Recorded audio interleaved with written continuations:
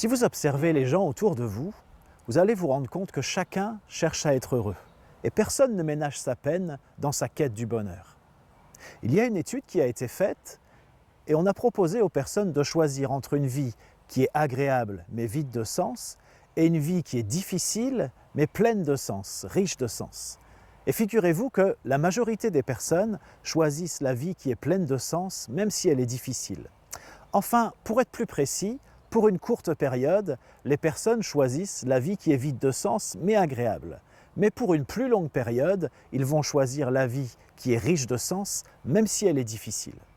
Alors est-ce qu'il faut en conclure que la recherche du sens est plus importante que le bonheur? Pour le philosophe Emmanuel Kant, le bonheur est si indéterminé que malgré le fait que chacun désire être heureux et cherche ce bonheur, eh bien personne n'est capable de dire vraiment ce qu'il veut et ce qu'il désire. Il estime que le bonheur est un idéal non de la raison, mais un idéal de l'imagination. Wilhelm Schmitt, un philosophe allemand contemporain, estime quant à lui que le bonheur est un idéal qui rend malheureux. Parce que comme tous les idéaux, nous ne parviendrons jamais à l'atteindre. Certains disent même que le plus sûr moyen d'être malheureux, c'est justement de rechercher le bonheur. Le poète Jacques Prévert a dit qu'on reconnaît le bonheur au bruit qu'il fait quand il s'en va. C'est-à-dire que lorsqu'il est là, eh bien on ne s'en rend pas compte, on ne se rend pas compte que le bonheur est avec nous. Mais c'est lorsqu'il s'en va qu'on se dit qu'il était là. Alors dans ces conditions, c'est vraiment difficile de pouvoir le trouver, ce bonheur. Le bonheur est un idéal qui rend malheureux. Alors est-ce qu'on peut aller avec Wilhelm Schmitt jusqu'à dire que nous avons mieux à faire que de rechercher le bonheur? Est-ce qu'il vaudrait mieux plutôt privilégier la recherche de sens ou la recherche de bonheur? Pour le dire autrement, il me semble que la recherche de sens est un élément essentiel du bonheur. Ou peut-être qu'il faudrait dire que le bonheur est un élément essentiel de la recherche de sens. Dans tous les cas, il se pourrait bien que dans cette recherche de sens, on puisse croiser le bonheur.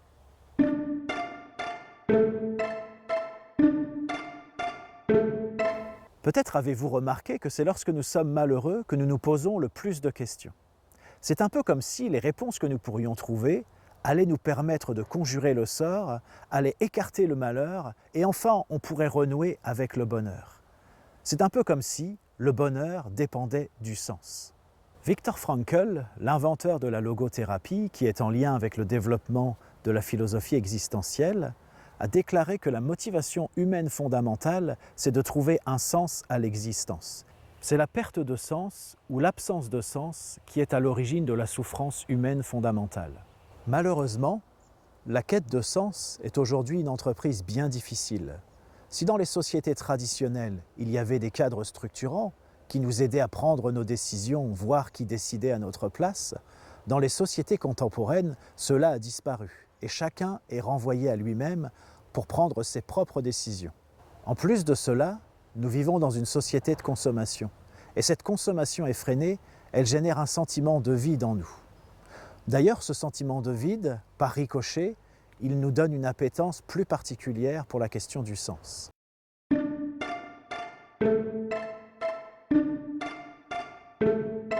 Nous vivons une époque que l'on qualifie volontiers de postmoderne et de relativiste. Une époque qui met en avant des valeurs molles telles que le respect et la tolérance. À chacun sa vérité, c'est une maxime qui correspond bien à l'époque que nous vivons.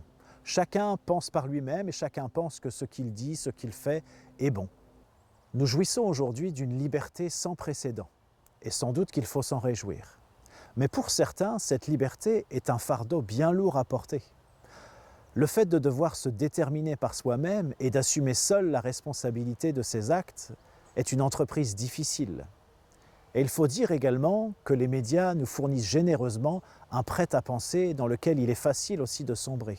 Mais ce prêt-à-penser est générateur d'insatisfaction profonde et suscite aussi un nombre important d'incohérences. Le relativisme nous heurte au plus profond de nous-mêmes. Considérer que chaque option pourrait se valoir, que chaque choix de vie serait tout aussi respectable, ne semble guère raisonnable. C'est comme un défi lancé au bon sens.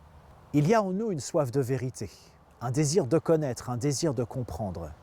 Et même si aujourd'hui la vérité nous semble inaccessible, une partie de nous-mêmes n'y a pas renoncé. Il y a d'ailleurs en la matière beaucoup de cynisme, mais ce cynisme même résonne comme un appel à la vérité. L'absence ou le manque de sens génère du mal-être. Ce mal-être provoque de la souffrance. Et cette souffrance, il est vrai, se traduit parfois par des symptômes physiques. Mais il convient de ne pas seulement l'envisager comme une maladie, parce qu'il y a une dimension existentielle, il y a une quête de sens qu'il faut prendre en compte. La vie est précieuse, et cela justifie qu'on en prenne soin et qu'on se questionne sur ce que l'on en fait, mais aussi sur ce que l'on devrait en faire.